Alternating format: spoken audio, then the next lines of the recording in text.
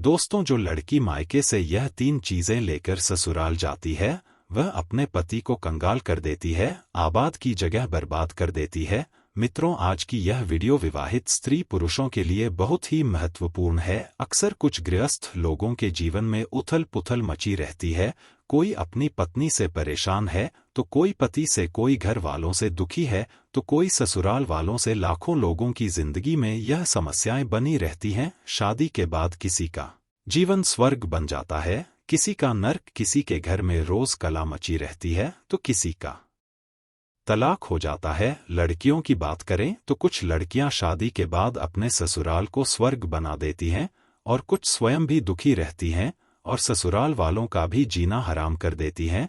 इस वीडियो में मैं बताऊंगा कि जो लड़कियां अपने मायके से यह 3 चीजें लेकर ससुराल जाती है, वे अपने पति को कंगाल कर देती हैं। वे 3 चीजें कौन सी हैं जो लड़कियों को मायके से अपने ससुराल के लिए कदापि नहीं ले जानी चाहिए। मित्रों, अगर हमारे घर की उन बहन बेटियों ने इस वीडियो पर अमल कर लिया तो विश्वास मानिए, शादी के बाद उनके जीवन में सुख शांति होगी, ससुराल वालों का प्यार होगा, उनका उनके पति से कभी झगड़ा नहीं होगा। दर्शक बंधुओं, एक समय की बात है, किसी गांव में एक सेठ रहता था। उसकी एक लड़की थी। सेठ अपनी लड़की से बहुत प्रेम करता था, बहुत ही प्यार करता था, लड़की के लिए अपने प्राणों से ज्यादा प्यार करता था। और कहते भी है कि हर लड़की से उसका पिता बहुत प्रेम करता है। ऐसा कौन होगा जो अपने बच्चे को प्यार ना करता होगा। माँ बाप के लिए बच्चे सुंदर हो या कुरूप हो, काले हो या गोरे हो, इससे कोई फर्क नहीं पड़ता, बच्चे तो बच्चे होते हैं। वह सेठ भी अपनी लड़की से बहुत प्रेम करता था, इतना प्रेम करता था कि उसके कहते ही हर इच्छा उसकी पूरी कर देता था। बड़े लाड प्यार से उसने अपनी बेटी को पाला था। बेटी की जुबान पर कोई भी बात आती, उससे पहले ही पिता उसकी डिमांड पूरी कर देता था। और मैं अक्सर कहा करता हूं कि अधिक लाड प्यार भी पूर्ण स्वतंत्रता औलाद को बिगाड़ देती है। उसने कहा कि पिताजी मैं ऐसा पहनूंगी, तो पिता ने कहा कि ठीक है बेटी तुम ऐसा पहनो। बेटी ने कहा कि मैं ऐसे नहीं रहूंगी, तो पिता ने कहा ठीक है बेटा, तुम्हारी जैसी मर्जी हो वैसे रहो, तुम्हें कौन रोकता है, आखिर तुम हमारी इकलौती पुत्री हो। मित्रों, मेरा आपसे निवेदन है कि अपने बच्चों से प्यार करो, बहुत प्यार करो, अपनी बेटियों से खूब लाड़ प्यार करो, लेकिन याद रखना इतना प्यार अपनी बेटियों से मत करना कि उनका भविष्य खतरे में पड़े, क्योंकि तुम्हारी बेटी को दूसरे के घर में भी जाना है। एक बात याद रखना, कितना भी लाड़ प्यार कर लेना, लेकिन बेटियों के स्वभाव पर ध्यान जरूर देना। कहते हैं 90% ससुराल खराब नहीं होती, 90% हमारी बेटियों का स्वभाव खराब हुआ करता है। ध्यान रहे, आपको विचार करना है, इतना लाड़ प्यार मत करो कि वह लड़की आपकी जिद्दी हो जाए, वह बड़े छोटों का भेद भूल जाए, मान मर्यादा भूल जाए, वह यह भूल जाए कि मैं एक भारतीय नारी हूं, उसके लिए सुख सुविधाएं दो, कौन रोकता है। पर इतनी मत देना कि कल तुम्हारे लिए उसका प्यार दुखदाई बन जाए। मित्रों, सेठ ने भी अपनी लड़की से इतना प्यार किया, इतना प्यार दिया कि लड़की का स्वभाव बिगड़ गया, लड़की जिद्दी हो गई, उसकी स्वतंत्रता में उसके संस्कार नष्ट हो गए। एक बात याद रखना, लड़ने वाली बहू से घर नहीं चलता, जो खुशियां बांट सके ऐसी बेटी अपनी बना करके तैयार करो। सेठ के लाड़ प्यार में लड़की सारी यादाओं से रह गई। 88 बजे सोकर उठती थी, कोई कुछ कहता था तो 1000 जवाब देती, झुंझला करके बातें करती थी। मित्रों, मेरा उन बेटियों से कहना है कि यह तुम्हारा गुस्सा होना, यह तुम्हारा खींचना माँ बाप तो बर्दाश्त कर लेंगे, लेकिन ससुराल वाले बर्दाश्त करने वाले नहीं हैं। ध्यान रखना, माँ बाप तो आपका हर जवाब सुन लेंगे, आपके सारे नखरे उठा लेंगे, लेकिन जब तुम विवाह करके ससुराल जाओगी तो तुम्हारी कमियों को पीहर में तो बर्दाश्त किया जा सकता है, लेकिन तुम्हारे गलत स्वभाव को ससुराल में कोई भी बर्दाश्त नहीं कर सकता। धीरे धीरे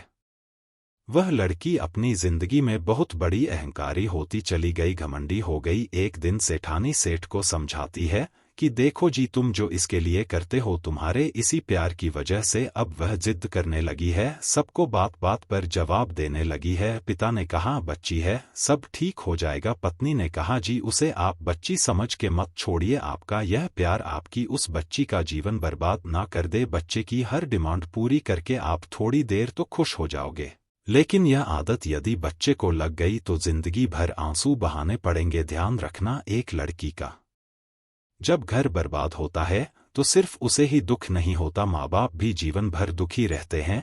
लड़की को पालना किसी संत की साधना से कम तपस्या नहीं हुआ करती। मित्रों, धीरे धीरे वह सेठ की लड़की बड़ी हो गई। पिता ने कहा कि अब तो बेटी बड़ी हो गई है, और जब बेटी बड़ी हो जाए तो माँ बाप को एक ही चिंता रहती है कि मेरी बच्ची का घर बस जाए, मेरी बेटी के हाथ पीले हो जाए तो मैं इस जिम्मेदारी से मुक्त हो जाऊं। एक अच्छा सा घर वह देखकर उस पिता ने उस लड़की की शादी कर दी। बेटी विवाह करके ससुराल चली गई। अब ससुराल में जब पहुंची तो ससुराल में 8 दिन भी नहीं हुए थे, तब तक पिता के पास फोन आ गया। फोन उठाकर पिता ने पूछा, बोलो बेटी तुम कैसी हो। बेटी कहने लगी, अरे मुझसे पूछ रहे हो कि मैं कैसी हूँ। अरे पिताजी, मैं तो यहाँ पर बहुत ज्यादा परेशान हो रही हूँ, मेरा यहाँ पर दम घुट रहा है। पिताजी ने पूछा, बेटा 8 दिन में यह तुम्हारा क्या हाल हो गया। लड़की बोली, मैं इस घर में 1 मिनट भी नहीं रह सकती, मुझे आज ही यहाँ से लेकर चलिए, मैं इस नर्क में नहीं जी सकती। पिता ने कहा, अरे बेटी 8 दिन में ऐसा क्या हो गया, अरे तुम ऐसा क्यों बोल रही हो। बेटी ने कहा, सब बेकार है, यदि मुझे जिंदा देखना चाहते हो तो इसी वक्त आ जाओ, जैसे हो वैसे आकर मुझे ले जाओ। बाप ने कहा, बेटी मैंने तो इतना अच्छा घर देखा था तुम्हारे लिए, इतना दहेज दिया था, सब कुछ दिया था, उसके बाद इतनी अच्छी शादी की कि पूरे नगर में ऐसी शादी आज तक किसी ने नहीं की, आखिर तुम यह क्या कह रही हो। बेटी ने कहा, मैं फोन रख रही हूँ, आप जल्दी आ जाइए और वापस मुझे यहाँ से लेकर चलिए। यदि मुझे जीवित देखना चाहते हो तो जल्दी से जल्दी यहाँ से मुझे ले चलो, नहीं तो बेटी को आप नहीं देख पाओगे। मित्रों, वो लाचार पिता क्या करता, इसलिए ध्यान रखना, लड़की का बाप बनना कोई बच्चों का खेल नहीं हुआ करता। आखिरकार बेबस होकर के पिता को बेटी के घर जाना पड़ा। उधर जब बेटी की ससुराल में पहुंचा तो किसी ने ना राम राम की, ना कोई सम्मान भरा शब्द कहा, किसी ने इतना भी नहीं कहा कि समधी जी आइए बैठिए। लड़की के ससुर अपनी जगह से उठकर चले गए, दामाद भी वहां से निकल गया। देवर ने कुछ नहीं बोला। जब कोई नहीं बोला तो पिता बेटी के पास कमरे में चला गया। एक बात याद रखना मित्रों, एक बेटी के गलत व्यवहार से उसके ससुराल में उसके माँ बाप का अपमान हुआ करता है, और यदि बेटी व्यवहार अच्छा रखती हो तो 4 लोग उनके स्वागत में खड़े हुए मिलते हैं। पिता जब बेटी के कमरे में गया और जाकर के कहा, बेटी क्या बात है।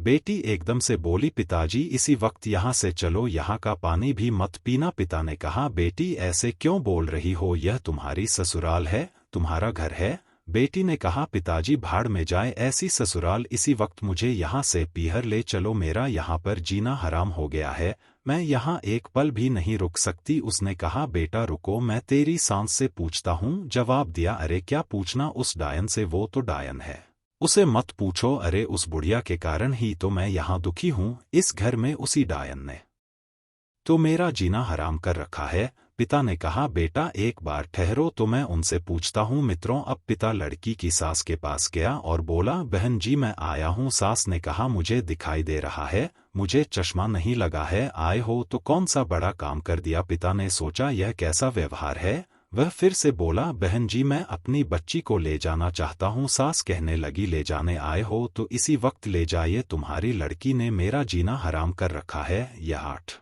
बजे सो करके उठती है और कोई काम नहीं करती, सीधा हमारा बनाया हुआ खाना चाहिए, और किसी ने कुछ कह दिया तो 1 की 4 सुनाया करती है। ऐसी लड़की दी है तुमने, ले जाओ इसे और अपना पैसा भी वापस ले जाओ, अपना यह दहेज भी, यह भी ले जाओ, नहीं चाहिए हमें आपका दहेज और हमें ऐसी लड़की। सास की बातें सुनकर पिता का सर नीचे झुक गया और अपनी बेटी को लेकर के चल दिया। कहने लगा, बहन जी 10-15 दिन के बाद भेज दूंगा। सास बोली, भाई साहब ऐसी बहू को आप जिंदगी में कभी मेरे घर मत भेजना। पिता समझ गया जरूर कुछ गड़बड़ है, बेटी को कार में बैठाया और ले गया। रास्ते में पिता ने जाकर उस बेटी से पूछा, एक बात बताओ बेटी, यह माहौल सब कैसे बदल गया। लड़की बोली, पिताजी आपने मुझे किन गवार में भेज दिया है, इससे अच्छा तो मैं कुंवारी रह लेती तो अच्छा था। पिता ने कहा, बेटी तुम चिंता मत करो, एक बात बताओ तुम्हारी ससुराल कैसी है। बेटी बोली, देखी नहीं आपने, एकदम नर्क है ससुराल। फिर पिता ने सास के बारे में पूछा। लड़की बोली, आप उसकी तो बात ही मत करो, वह तो पूरी डायन है। पिता ने पूछा, ससुर कैसा है।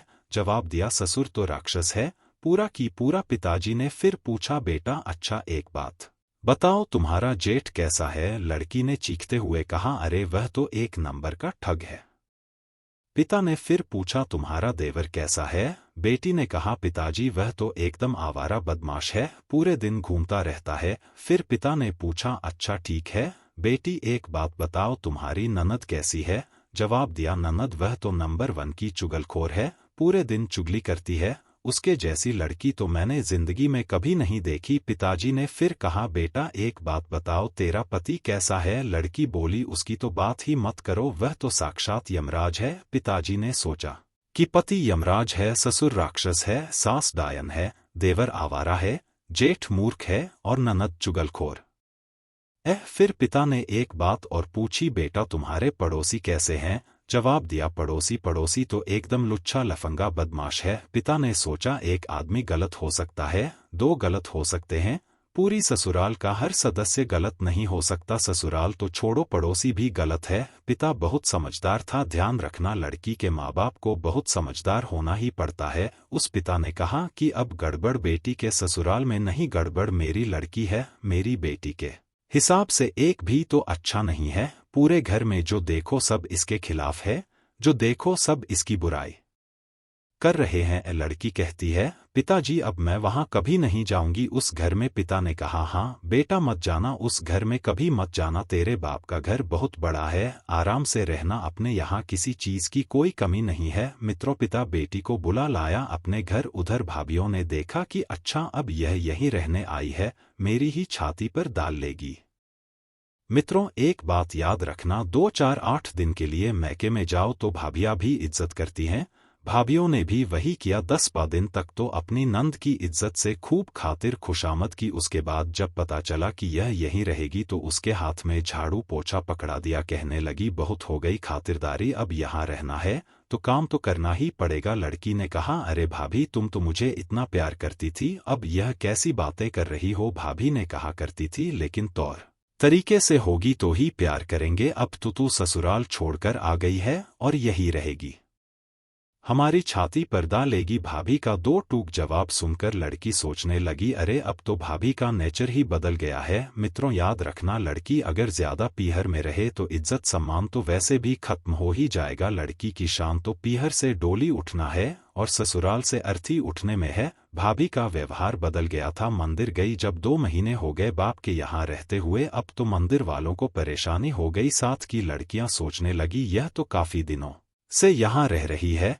इसका पति इसे क्यों नहीं लेने आ रहा? यह बात सच है, बेटी अपने बाप के घर रहती है लेकिन पड़ोसियों का पेट दुखने लग जाता है। सहेलियां मिलती हैं, पूछती है कैसी घूम रही हो, जीजा जी लेने के लिए नहीं आए क्या? उसने कहा सत्यानाश हो उस जीजा का, वो मुझे ससुराल में नहीं रहने दे रहा है, ना मुझे पीहर में रहने दे रहा है। जहां जाए, शादी में जाए, पार्टी में जाए, कहीं भी जाए, हर कोई पूछने लगता है कि जीजा जी लेने नहीं आ रहे हैं, छोड़ दिया क्या? अब तो वहां की बातें सुन सुन के लड़की परेशान हो गई। उसने कहा अरे यहाँ जीना तो और भी हराम हो गया है। उसने कहा मैं तो मर गई, आसमान से गिरी और खजूर पर लटक गई थी। याद रखना यह मोहल्ले वाले नहीं जीने देते हैं, इनको बड़ी परेशानी हो जाती है। क्यों नहीं जा रही हो, क्या बात है, क्या लड़ाई झगड़ा हो गया? मित्रों और मंदिरों में औरतें इकट्ठी होकर यह चर्चा करने लगी कि फलाने सेठ की लड़की ससुराल नहीं जाती है, लगता है उसके पति ने उसे छोड़ दिया है। अरे हमें तो मालूम था यह तो ऐसी ही है, यह कहीं भी रहने वाली नहीं है। धीरे धीरे मित्रों यह बात जब लड़की ने सुनी तो वह परेशान हो गई। उसने कहा यहाँ तो मेरा जीना हराम हो गया है। 3 महीने में ही उसका जीना दुश्वार हो गया। एक दिन वह बड़ी उदास बैठी हुई थी, पिता ने देखा कि मेरी लड़की उदास बैठी है। उसने जब अपनी बेटी को ज्यादा दुखी देखा तो कहने लगा बेटी क्या बात है? बेटी ने कहा पिताजी मेरी ससुराल तो बिल्कुल नर्क है और यहाँ शादी के बाद जब से आ गई हूँ तो मेरी इज्जत ही मिट्टी में मिल गई है। जिसे देखो मुझे शक की निगाहों से देखता है, जिससे बात करो तो पहला प्रश्न उसका यही होता है कि जीजा जी कहाँ है? अब जीजा जी ने तो मेरा जीना हराम कर दिया है, इससे अच्छा तो पिताजी मेरी शादी ही ना होती। याद रखना मित्रों, यदि मोहल्ले वाले टोंकें, समाज टोकता है तो यह बुरी बात नहीं है, ऐसे ही टोका करो क्योंकि आपके टोकने से किसी का घर उजने से बच जाएगा। लड़की अब बहुत दुखी है। पिता ने पूछा बेटी एक काम करोगी? बोली क्या? पिता बोले अपने नगर में एक महाराज जी पधारे हैं, बड़े पहुंचे हुए संत हैं, मैंने तेरी चर्चा उनसे की थी। बेटी ने पूछा तो क्या बोला महाराज ने? पिता बोला पहले मेरी बात शांति से सुनो। उन्होंने मुझे एक मंत्र दिया है, यदि उस मंत्र की आप साधना करो और उस मंत्र का जाप 6 महीने तक कर लो तो तेरी ससुराल तेरी मुट्ठी में आ जाएगी। बेटी ने कहा मुट्ठी में आ जाएगी? बोले हाँ। लड़की यही तो चाहती थी कि सब कुछ उसके अंदर में हो, ससुराल में उसका राज हो जाए, वह महारानी बन जाए, सब लोग उसके इशारे पर काम करें। बस इनको ससुराल का राजपाट चाहिए और कुछ नहीं। वह चाहती है कि घर की चाबी उसके पास रहे, घर की मालकिन बनकर रहे, किसी के अनुशासन में ना रहना पड़ी। डीडी है। पिता ने कहा बेटा 6 महीने में तेरी ससुराल का पूरा वातावरण बदल जाएगा, तू ससुराल जाना चाहेगी। उसने कहा पिताजी यदि ऐसा हो जाएगा तो मैं क्यों नहीं जाना चाहूंगी, क्या मेरे जाने से सब कुछ मेरी मुट्ठी में हो जाएगा? पिता ने कहा हाँ बेटी, सब कुछ तेरी मुट्ठी में होगा, तेरा पति तो तेरे आगे पीछे घूमेगा, सास तेरे पैर छुएगी। बेटी ने कहा क्या पिताजी वास्तव में सांस मेरे पैर छुएगी? अरे मैं ऐसे ही तो ससुराल चाहती हूँ। पिता ने कहा बेटी सब कुछ तो ठीक हो जाएगा, लेकिन महाराज ने कहा है कि इस मंत्र का जाप करना होगा। जवाब दिया पिताजी देखो यह मंत्र मुझे तो याद नहीं होगा, और कोई काम हो तो बताओ। पिता ने कहा ठीक है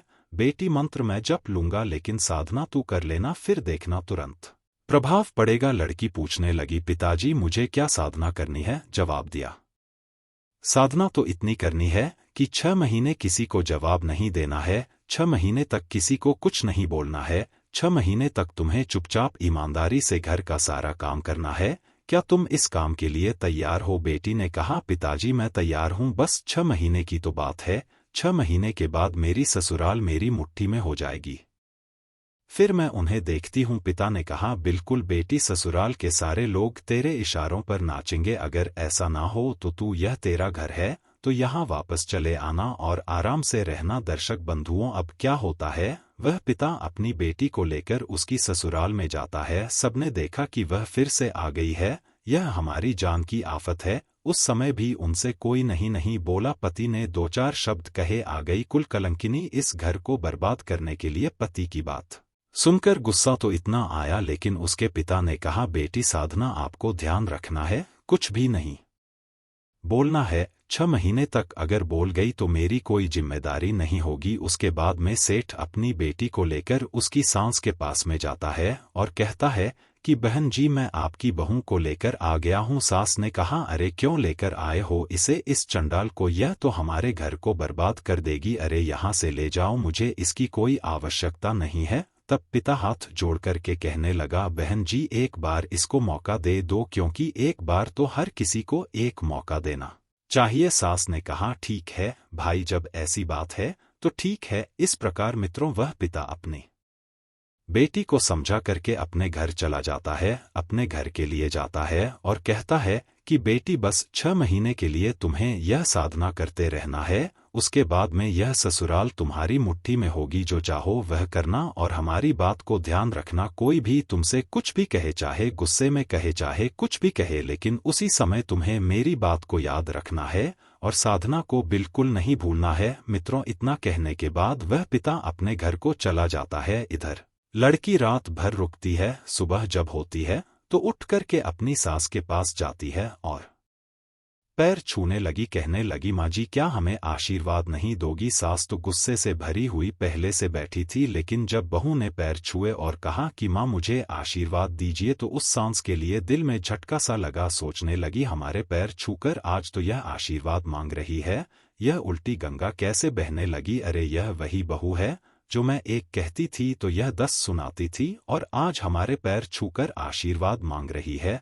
बहू ने कहा माता जी अगर कोई गलती हो तो हमें क्षमा करना, आज के बाद मैं कोई गलती नहीं करूंगी, मेरी गलतियों को माफ कर देना और मुझे आशीर्वाद दे दो। दोस्तों कहते हैं कि सास के लिए क्या चाहिए, अगर बहू सास के चरणों में जाकर के माथा रखने लगे और यह कहे कि माँ जी मुझे आशीर्वाद दो, तो सास का हृदय प्रफुल्लित हो जाता है और वह सब कुछ देने के लिए तैयार हो जाती है। दोस्तों उसके बाद में सास ने उस लड़की को बहुत सारा आशीर्वाद दिया। उसके बाद सेठ की लड़की वहां से उठती है और अपने काम पर लग जाती है, सीधी रसोई में पहुंचती है और भोजन बनाने लगती है। इधर जब बर्तन खटखटाने की आवाज आई तो सास ने अपनी बेटी से पूछा बेटी रसोई में जाकर तो देखो कहीं कोई बिल्ली तो नहीं घुस आई है। तब ननंद ने जाकर देखा, ननंद ने बताया माँ जी बिल्ली नहीं है, वह तो दूसरी बिल्ली है। मतलब जवाब दिया वही है, आपकी बहू रानी रसोई में काम कर रही है। दोस्तों अब तो सास का और भी मन बदल गया, उसने चुपचाप भोजन तैयार किया। भोजन तैयार करने के बाद में थाली परोसी अपनी सासू माँ को खिलाती है